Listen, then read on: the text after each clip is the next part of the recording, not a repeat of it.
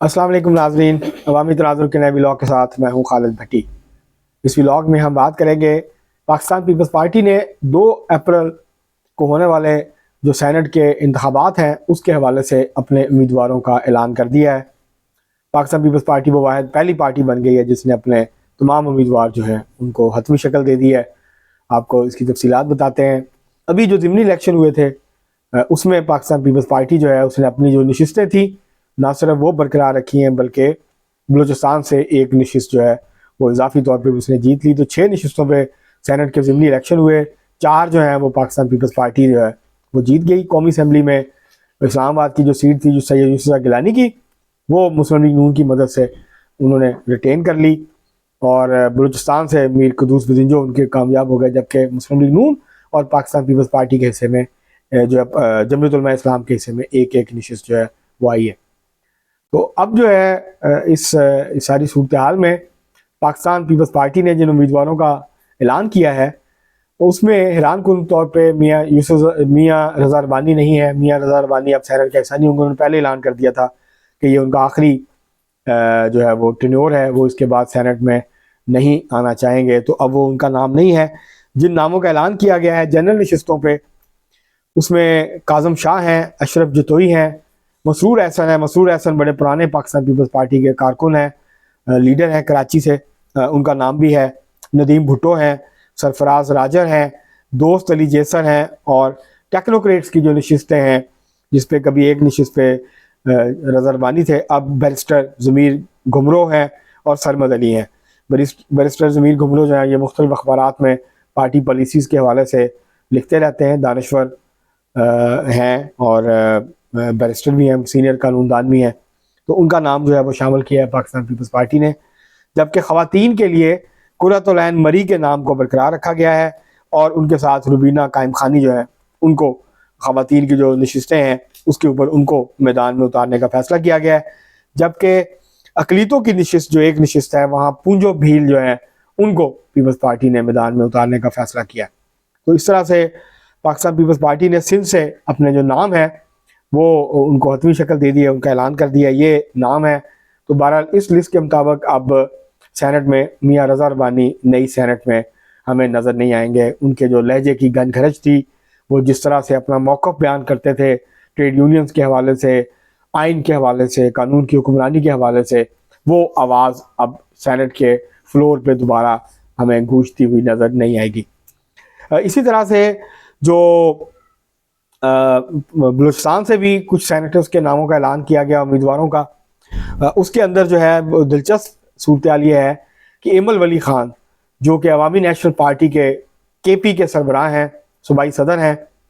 अवामी national party जो बलूचिस्तान है उसके पास 3 नशिस्तें हैं MPA की बलूचिस्तान से, जबकि केपी से एक ही है। तो केपी से तो उनका चांस नहीं था, तो उनको फैसला किया गया है और पाकिस्तान पीपल्स पार्टी ने उनकी हमायत का ऐलान कर दिया है। तो इस तरह पाकिस्तान पीपल्स पार्टी एक जो नशिस्त है बलूचिस्तान की, वहाँ पर एमल वली ख़ान जो अवामी नेशनल पार्टी के सूबाई सरबराह हैं उनकी हमायत करेगी और उनको बलूचिस्तान से सेनेटर मुंतखब करवा के सेनेट के ऐवान बाला में भेजा जाएगा। ये नाज़रीन आपको याद दहानी करानी ज़रूरी है कि जो मौलाना फजलुर रहमान है जमीयत उलमा इस्लाम के सरबराह, वो भी इस दफ़ा केपी से मुंतखब नहीं हो सके, हार गए थे। तो वो भी बलूचिस्तान से ही रुकने कौमी असम्बली जो है NA 265 से वो कामयाब हुए हैं। तो ये आपको थोड़ा सा अपडेट करना था। इसके अलावा एमल वली ख़ान के अलावा जान मोहम्मद बुलेदी, मीर चंगेज़ खान जमाली और सरदार उमर गुरगेज, ये भी बलूचिस्तान से पाकिस्तान पीपल्स पार्टी के उम्मीदवार जो हैं उनके तौर पे मैदान में उतारा गया है। टेक्नोक्रेट की जो नशिस्त है उसके ऊपर बिलाल मंदोखेल पाकिस्तान पीपल्स पार्टी के उम्मीदवार होंगे, जबकि इशरत बरोही और किरण बलोच जो है वो ख़वातीन की नशिस्तों के ऊपर जो है वो होंगी। पंजाब और जो कि सिंध है, यहाँ से 12 जो सेनेटर्स हैं उनकी नशिस्तें खाली हुई हैं, जबकि 12 इलेक्शन होंगे। जबकि जो केपी है और बलूचिस्तान है वहाँ से 11 होंगे, क्योंकि वहाँ से जो अकलीती नशिस्तों के ऊपर आए थे सेनेटर्स वो वहाँ बरकरार हैं। यहाँ से अलबत्ता पंजाब और सिंध में जो है उनकी मुद्दत क्योंकि पूरी हुई 3 साल के बाद ही वो फारिग हो गए, तो वो जो हैं अब उनको उनकी जगह पे नए सेनेटर्स जो हैं वो आएंगे। तो यहाँ 11-11 नशिस्तों के ऊपर इलेक्शन होना है।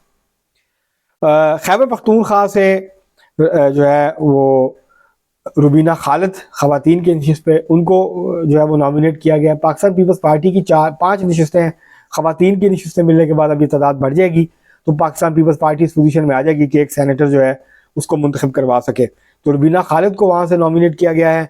पंजाब इस्लामाबाद की जो नशिस्त है उसके ऊपर राना महमूद अल हसन को टिकट जारी किया गया है। उनके जीतने के इम्कान नहीं है, वहाँ से मुस्लिम लीग नून का जो सेनेटर है वो वहाँ से जीतेंगे, क्योंकि अददी जो अक्सरियत है वो मुस्लिम लीग नून के पास है कौमी असम्बली में, तो वहाँ पे इनके जीतने के इम्कान नहीं है। ये हालिया इलेक्शन से चंद हफ्ते पहले, 2 हफ्ते या 3 हफ्ते पहले इलेक्शन से ये मुस्लिम लीग नून छोड़ के पाकिस्तान पीपल्स पार्टी में शामिल हुए थे। पहले पाकिस्तान पीपल्स पार्टी ने इनको मुल्तान के एक हल्के से जो है वो टिकट दिया था, उसके बाद जो है NA 150 मुल्तान से इनको टिकट दिया था, हार गया ये इलेक्शन, तीसरे नंबर पे आए।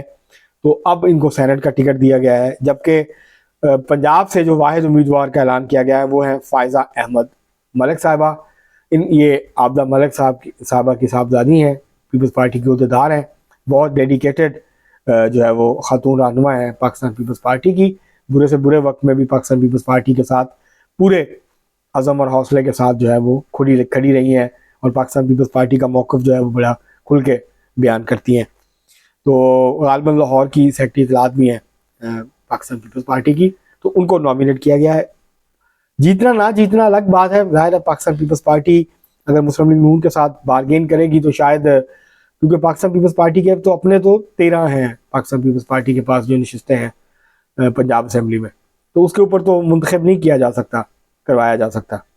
पंजाब से जनरल नशिस्त जो है 7 जनरल नशिस्तें हैं पंजाब से, तो तकरीबन जो है, और इस वक्त 336 के करीब का जो हाउस है वो है, अब बाकी नशिस्तें भी मिल गई हैं, तादाद बढ़ गई है। तो ये जो अब कुछ सीटें खाली हैं, अभी जितनी इलेक्शन होने हैं उनके ऊपर, सीटों के ऊपर, तो कोई 351-52 नशिस्तें जो हैं वो पुर हो चुकी हैं 372 में से।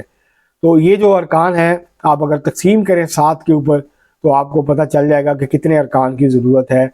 एक जो सेनेटर है उसको मेरा ख्याल है कि 50 के करीब, 40 से ज़्यादा जो है वो जनरल नशिस्त के ऊपर वोट चाहिए हैं एक सेनेटर मुंतखब करने के लिए। तो ये इस वक्त सूरत हाल है। तो अब देखते हैं कि सिंध में पाकिस्तान पीपल्स पार्टी उम्मीद है कि वो ज़्यादा नशिस्तें जो हैं वो सेनेट की जीत लेगी, वहाँ उनकी वाज़ अक्सरियत है।